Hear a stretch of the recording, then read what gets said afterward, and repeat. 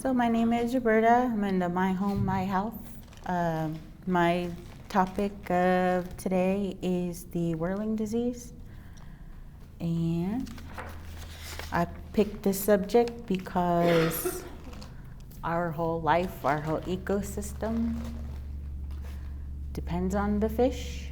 And our natural territories were from the Yellowstone all the way up to Alberta, Saskatchewan. So the watershed, it affects all of us as Pikuni people, whether we're north or south of the border. So I'll go ahead and get it started. And that's why I put how it affects our aquatic relatives, because, we're all related. And the river connects us all. So basically, the whirling disease originated in Europe, and it was introduced in the US in the 1950s. And since then, it has spread to 25 states, and counting. And basically, what whirling disease is a condition caused by a microscopic parasite. And basically, it has two stages of life. One is the spore stage. Spore stage is the one that is in the water. It is present in the water. The spore stage is eaten by a worm. And when it goes through the worm's system, it is then released through the worm's feces. And that stage is the triactio stage, or it's basically known as a TAM stage. The TAM stage then goes and gets connected to the fish's cartilage area where the tail and stuff is. And it slowly eats its way into the trout, eventually damaging the cartilage and the tail part of it. So it has a blackened tail, and one of the symptoms is it kind of spins. It can't really go forward, backward, and that's what the whirling disease came from. So skeletal deformation of the black tail, fish dies of natural causes. He can't eat, he can't get away from predators. So those are his natural causes. When the whirling, the spores get released back into the water after the fish, dies. The spore, gets re-released into the water, and it starts to cycle over. At its worst, the whirling disease can wipe out up to 90% of trout population. Bottom line is, it can have a very serious impact on the trout populations for a substantial period of time. In Canada, they lost an estimated of $500 million. And in Yellowstone, it was $250 million. So it did have a huge impact.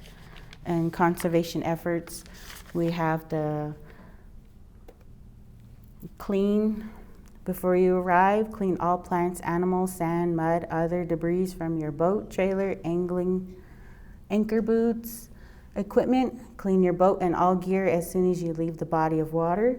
Do not dump the extra water back in, if you're in one body of water, don't empty it in the other one. Empty it in the pond that you were in originally.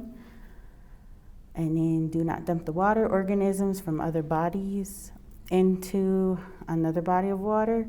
Clean all your gear before you leave the area. When you are finished, all equipment and footwear, regardless of the material, can carry the AIS, And then another step, the next, after the clean, you're gonna drain. Basically, you're gonna drain all the water from your boat, including the motor and other compartments before you arrive. And you gotta take the little plug out during transport, and do not dump the water organisms from one water to another. Because the spore does not die. It can be transported and it can come back to life. And that's why these are the conservation efforts. And I looked through all of them, and all of them do have the clean, drain, dry steps. And this is to kind of help slow down this, microscopic bug. And we're trying to, because right now there is no cure, there's no treatment for it. So it's still, still in early stages of getting to containing it. and treating it. And then in depth in more of my research, I know that there are some species that are just kind of, they're becoming adapted to it, and it doesn't have such a deadly effect on them as it did in the earlier stages, but it is a very, very deadly little microscopic bug.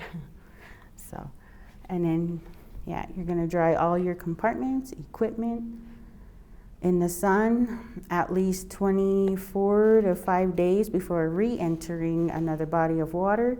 And you're gonna use high pressure, mostly between 120 and 140 heat in the temperature. So, yeah.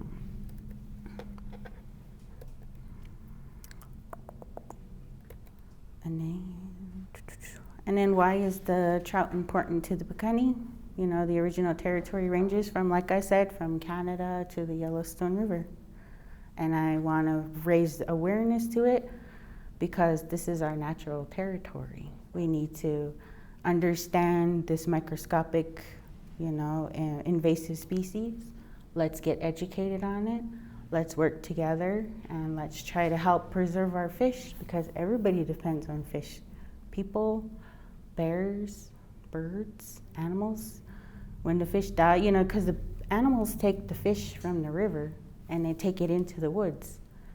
And the ecosystem, they depend on it. That's their natural fertilization. Without the fish, it's, where's the ecosystem gonna go? And then, on this one, I included in Canada, and these are their, much like the Yellowstone where it was present, and you have the watersheds up there, the lakes, the Bow River. Now it's just kind of spreading. And it's important because we are kind of at the top of the river, and the rivers flow down into the oceans, and it starts right here. So it is very important. Yep, and then much like the American version of it, during the Yellowstone, you still got the clean, drain, dry efforts. We are putting up more signs to kind of be aware of it. Yeah, and then the Bow River up in Canada attracts fishers from all over the world. And, I have a quote on the Josh Nugget, and he just kind of quotes, the people come here because they want to have a hard fight, fighting with the wild fish. That's really something special. And if the Whirling Disease were to take hold on the river, it gives people less reason to come here. Economic impact. We're losing, like I said, up in Canada, they lost over $500 million in this little microscopic alone. That's not including the zebra mussels or any of the other ones. And I think just we're making the community aware of it, let's get educated and let's try to help, take our part and help preserving our rivers and natural ecosystem. And that's all I have for you today.